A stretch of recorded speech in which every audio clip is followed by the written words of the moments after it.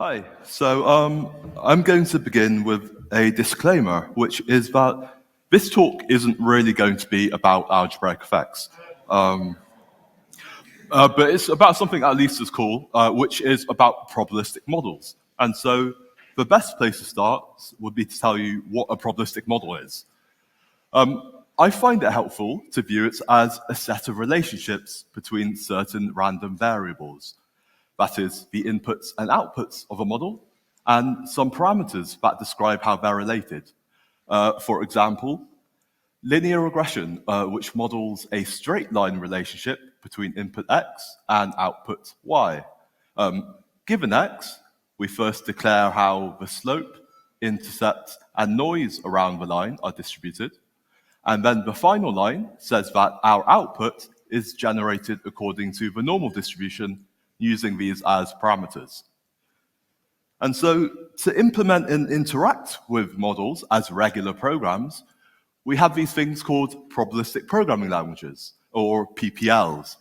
So what might linear regression look like as a program? So that's the thing. In a lot of PPLs, this often depends on how you want to use the model.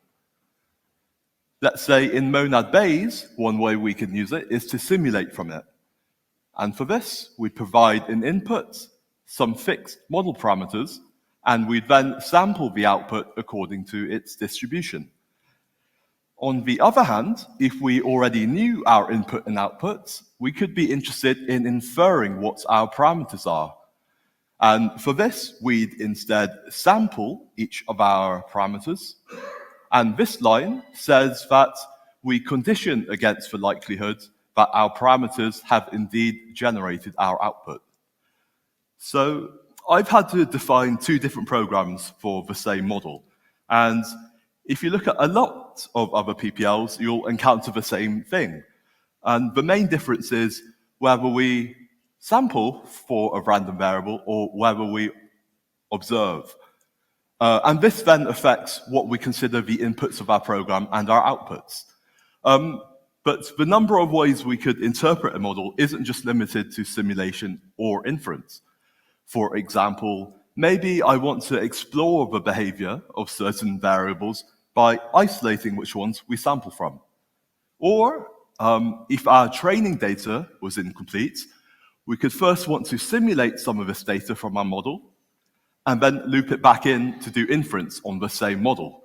And so this gives rise to a frustration, which is that every time we want to interact with a model in a new way, we need to define a new program.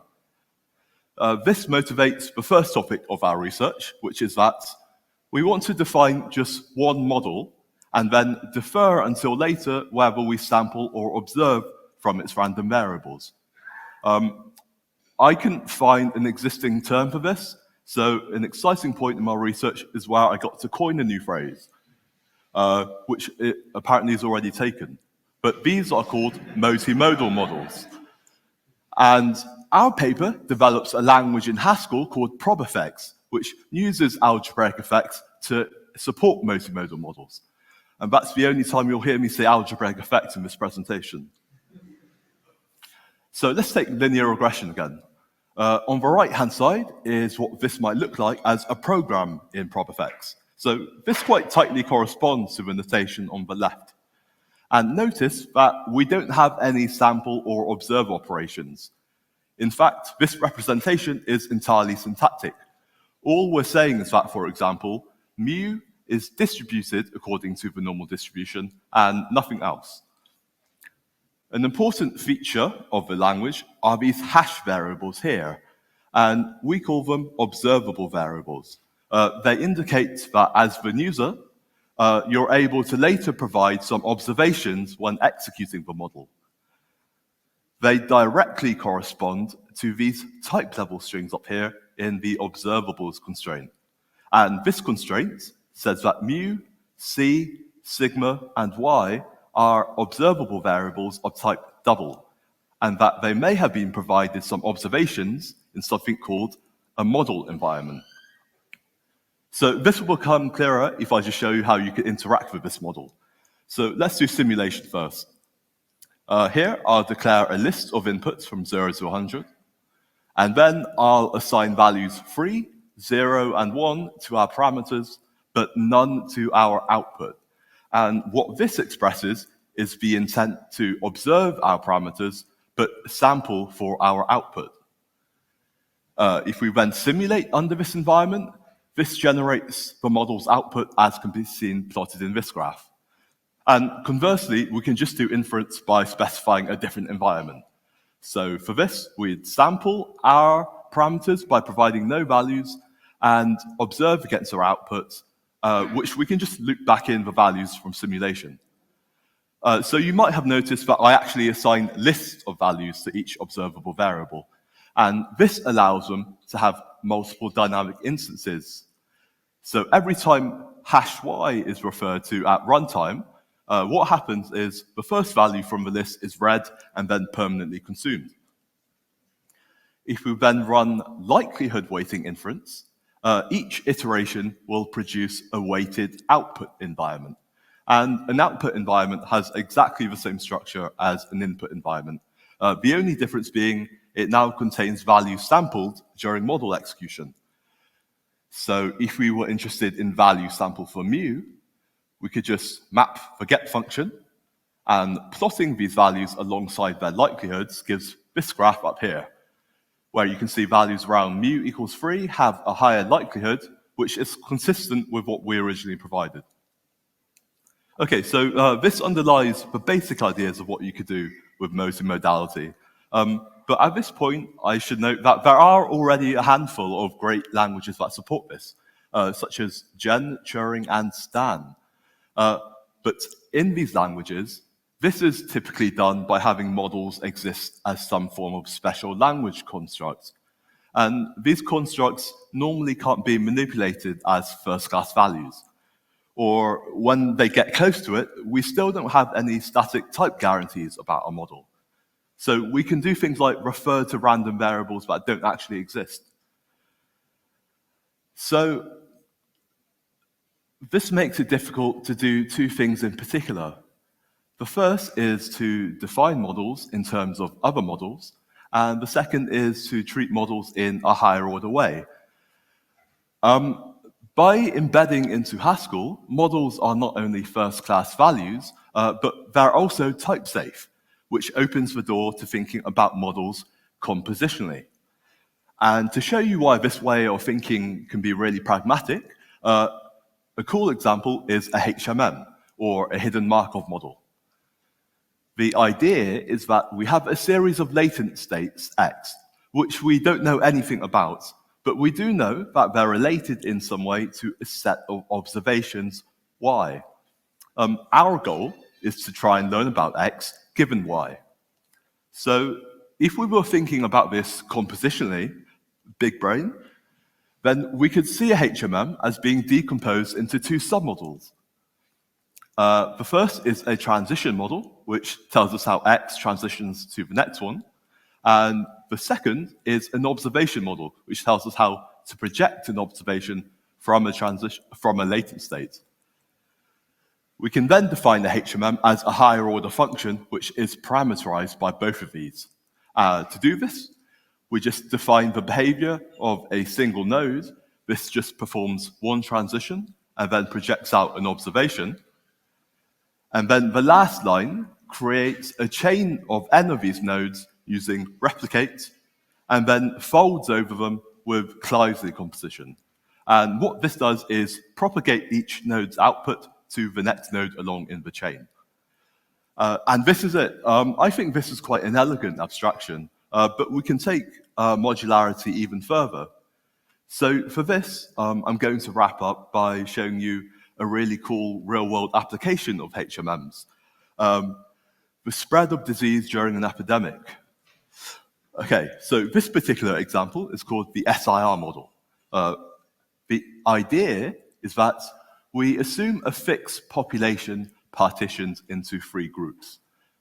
Those who are susceptible to disease, those who have become infected, and those who have recovered.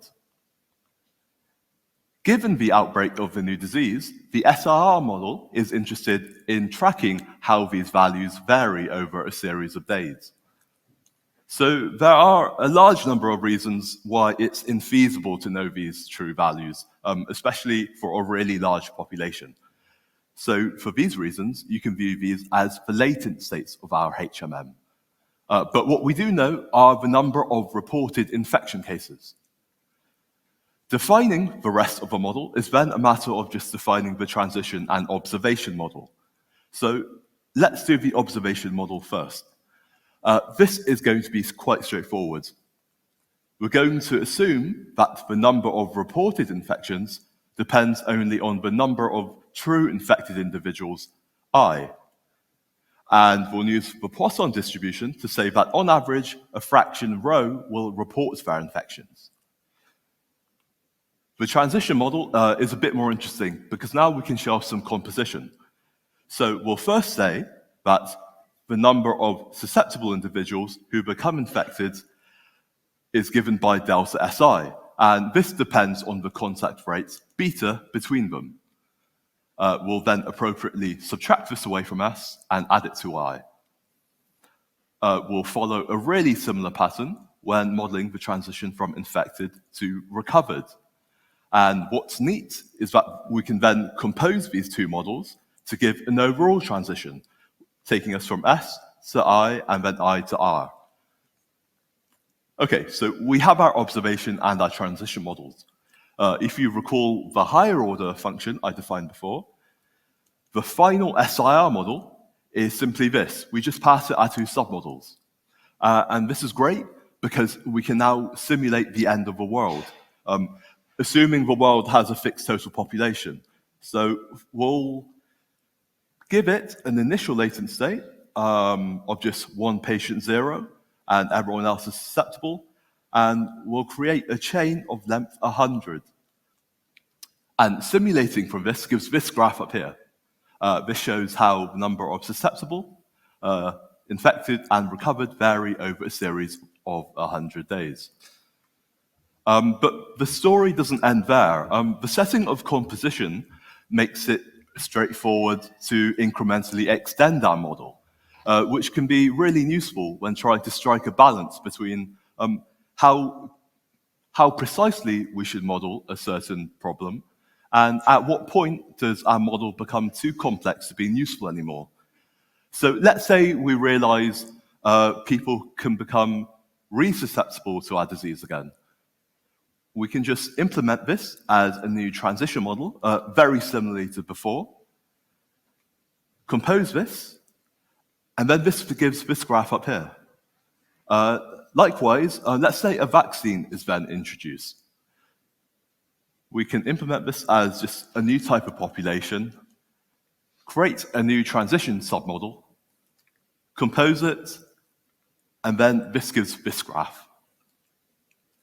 So reasoning about models compositionally like this is quite uncommon from what I've seen.